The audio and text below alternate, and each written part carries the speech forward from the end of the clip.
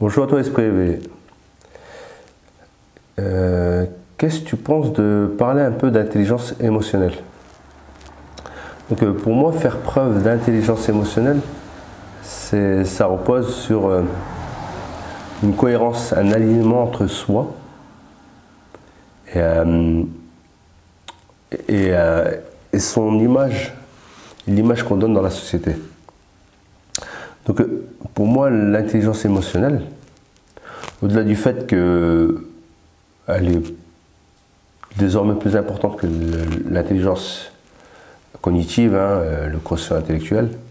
Donc le quotient émotionnel, c'est ce qui va te permettre de réussir dans tes rapports avec les autres, dans ton cheminement en société.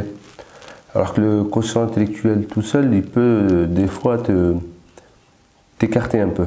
Okay, t'écarter, te mettre un peu au banc de la société parce que voilà, tu peux t'enfermer dans ta bulle, tu peux croire que c'est la chose qui compte, alors que l'intelligence émotionnelle, elle est beaucoup plus subtile, elle donne beaucoup plus de moyens de cohabiter avec les autres. Donc pour moi, l'intelligence émotionnelle, donc, elle permet de vraiment montrer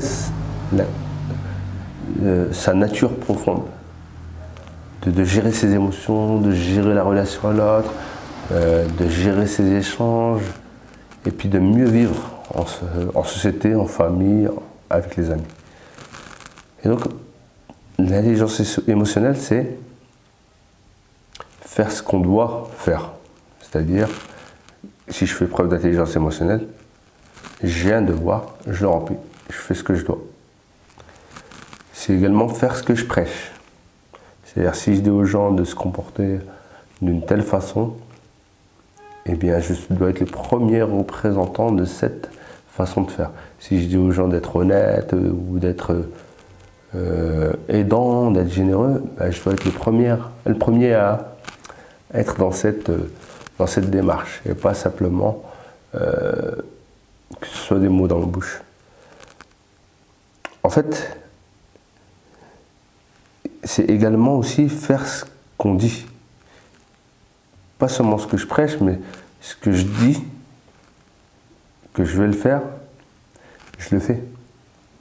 On peut compter sur moi. On peut me faire confiance. Et quand je dis une chose, je la fais. Et ensuite, la quatrième facette de cette intelligence émotionnelle, c'est de faire attention à soi, parce qu'on est responsable de soi en premier, et puis faire attention aux autres. Ok? C'est-à-dire qu'on veut pour soi, on veut pour les autres ce qu'on veut pour soi-même. Fais aux autres ce que tu veux qu'on te fasse. Donc voilà, je résume. Faire preuve d'intelligence émotionnelle, c'est faire ce qu'on doit,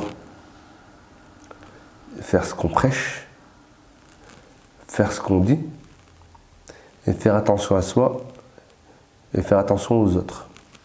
Donc, si on arrive à mettre en place cette intelligence émotionnelle, qui est l'art aussi de savoir exprimer ses émotions, de savoir entrer en relation avec les autres, de savoir aussi se sentir à sa place, être dans le plus, le gagnant-gagnant avec les autres. C'est comme ça qu'on pourra arriver à faire quelque chose de notablement valuable, de quelque chose de valeur. De donner à notre vie une valeur intrinsèque, une valeur profonde. Je donne un petit exemple. Il y avait un patron d'une grosse société, je ne vais pas la citer, mais voilà, qui était un élève moyen à l'école, mais c'était quelqu'un de vraiment avec une grande intelligence émotionnelle. Il faisait preuve d'empathie, il savait se mettre en relation avec les autres. Mais il était moyen comme élève.